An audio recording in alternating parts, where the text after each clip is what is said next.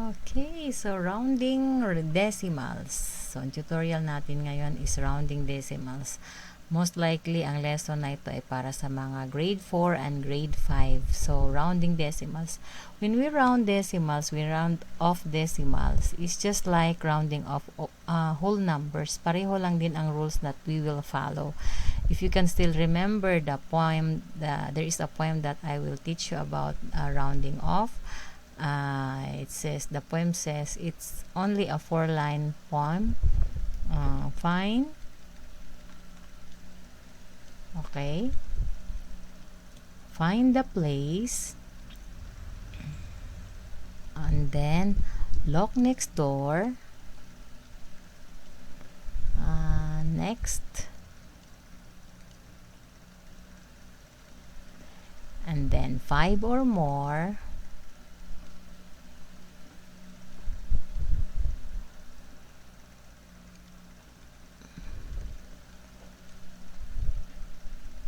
Raise the score. And then 4 or less, let it rest. Okay, so this is our rule. Okay, we made this into a poem so that it will be easier for you to remember. Find the place, lock next door, 5 or more, raise the score. 4 or less, let it rest. So let us apply this poem. Okay, for example, I have here an example, 2 and 67 hundredths. Round off to the nearest tenths. I said round off to the nearest tenths. First of all, let us identify the place value of each digit. The 2 here is on the ones place. 6 here is on the tenths place, and 7 here is on the hundredths place. I said round this decimal into the nearest tenths. So this is now our decimal, our digit found on the tenths place. We will round this off. The poem says find the place. So we found the place. It's here. It's 6.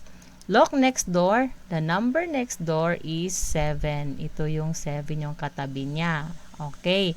So, if the number next door, if the number beside it to the right is 5 or more, raise the score. Mag-raise tayo ng 1 plus 1. Okay. So, katabi niya is 7. So, ang ibig sabihin niyan, we round this off to 2 and 7/10. Okay, so nakita natin, dinagdagan natin ng 1 ang 6. And then, magiging 7 na ang 6. So, ito ngayon, wala na siya. Ida-drop off na natin to. Hindi na natin siya gagamitan. Kasi nga, pinapaiksi natin siya, nira-round off natin siya. So, 2 and 7/10. But, this is only applicable in rounding of decimals. Kasi, hindi na natin kailangan na lagyan ng 0 dito. Kasi ito ay hindi na siya importante, hindi na siya significant. 0 here is a placeholder. Yes, it is a placeholder, but it's not important anymore. Unlike in whole numbers, let me show you. In whole numbers, for example, the whole number is 267. We will use the same digit, but there is no decimal here. A whole number siya.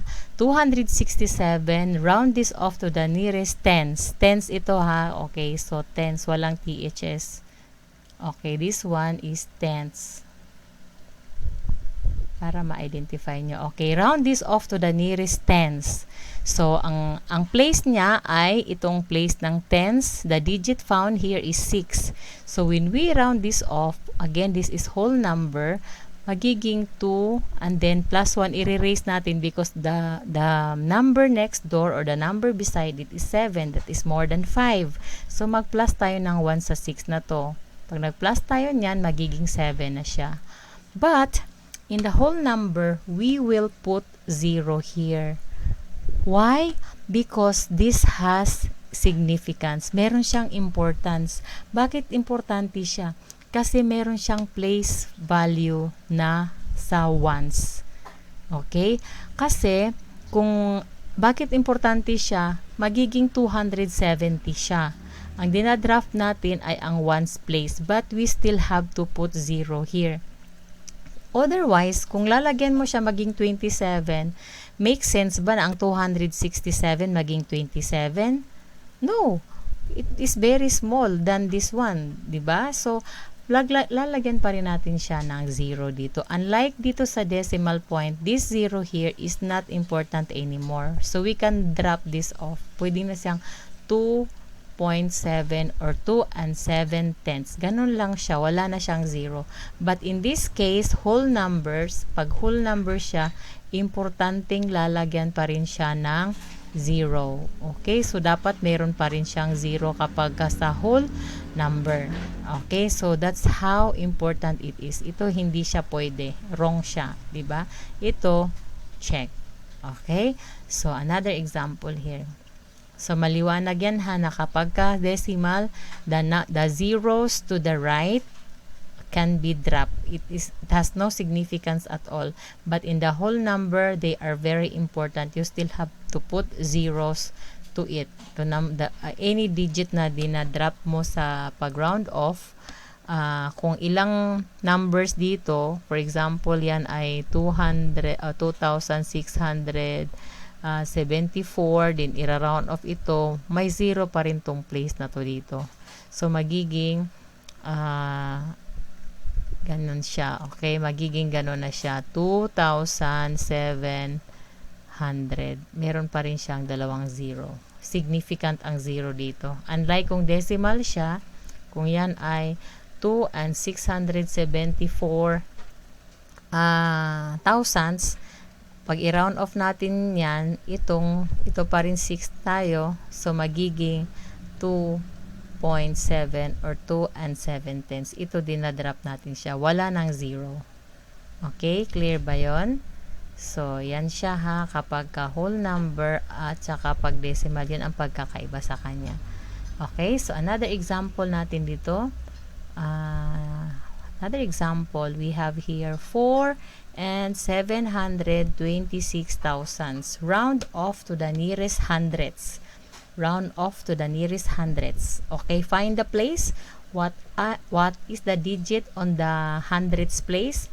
Again, this is the decimal point, tenths, hundredths, thousands. So this is the digit on the hundredths place. Then look next door. Look at what is found on the next door. It is 6. It is more than 5. So raise the score. Plus 1. Ibig sabihin nun. So, this is the symbol for approximately or near to or estimated, used in estimation. We will not use the equal sign like this one. We will not use the equal sign. We will not use this one because it is not equal. So we will use this sign here. Okay? So this one is, do not use this one. Okay, so nangyari sa kanya magiging 4 and this is 2 and this is 6.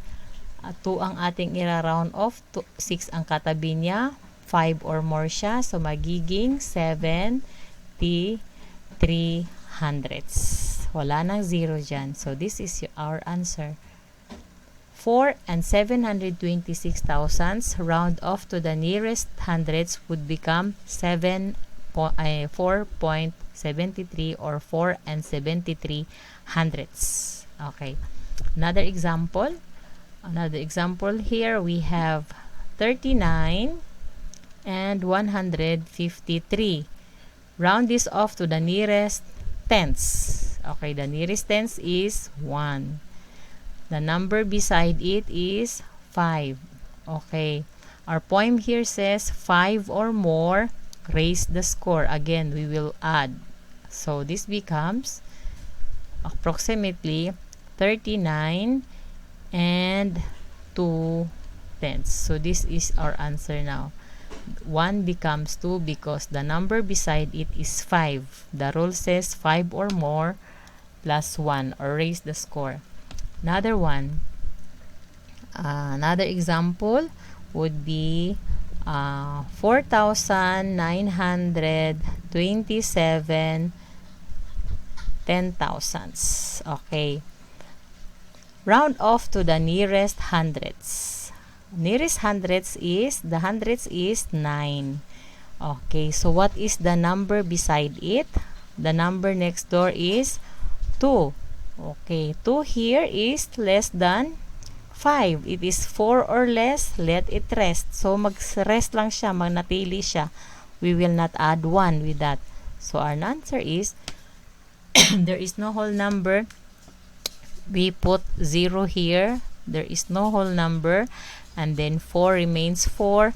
The 9 also will remain the same. It will have its rest. Sabi sa poem natin, let it rest if it is 4 or less. So 9 here remains the same. And then no more zeros. So the answer is 49 hundredths. Okay? So another one, last one. For example, we have here 2 and 974 thousandths. Round off to the nearest tenths. Okay, what is the digit found on the tenths place? The digit found on the tenths place is 9. What is the number next door? The number next door is 7. So, meaning we will raise the score, or we will add 1 to 9. So, hala, it is already 9. So, 9 plus 1 is 10. So, alangan naman na maglagay tayo dito ng 10. Diba? So, pag 10 yan, one whole number na yan. So, ang 10 na yan, idagdag na lang natin yan dito sa 2.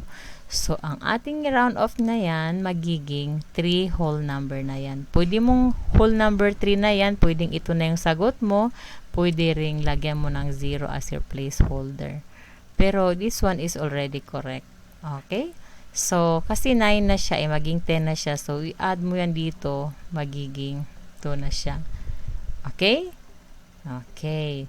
So, titingnan nyo, bakit magiging 3 teacher, hindi magiging 12? Kasi yung 10 na yan, idagdag mo dito yung 1 na yan, magiging 10 siya. Decimal kasi ito diba? Ang decimal ang basa natin dito kapag decimal are also fractions.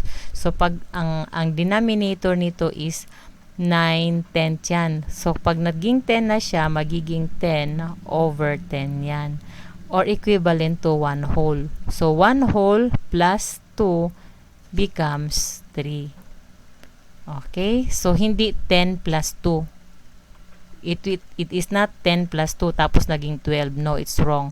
It is 10 over 10. Kasi decimal nga, parang fraction din yun Okay? So, 10 over 10 is equivalent to 1. I-add mo sa 2, magiging 3. Okay? Clear ba yon? So, that's it. How we round off decimals. Okay. So, more example. For example, add pa natin, mas space pa siya Okay, number 6 example. For example, we have here 63 and 8,429 10 thousandths. Okay, round off to the nearest hundredths. The hundredths place here is this one. This is tenths, this is hundredths. So, the number next door is 2. So, sabi dito, 4 or less, let it rest. So, it will rest. So, approximately 63 and 84 hundredths. So, ito na yung sagot natin. Nagre-remain siya. Bakit siya nagre-remain? Kasi 2 ang katabi niya. We will not add 1 with 4. Okay, another one. Para makarami tayo ng examples. For example, we have here 9 and 463 thousandths. Round off to the nearest tenths. Okay, round off to the nearest tenths. So, this is the tenths place here. The number next door is 6.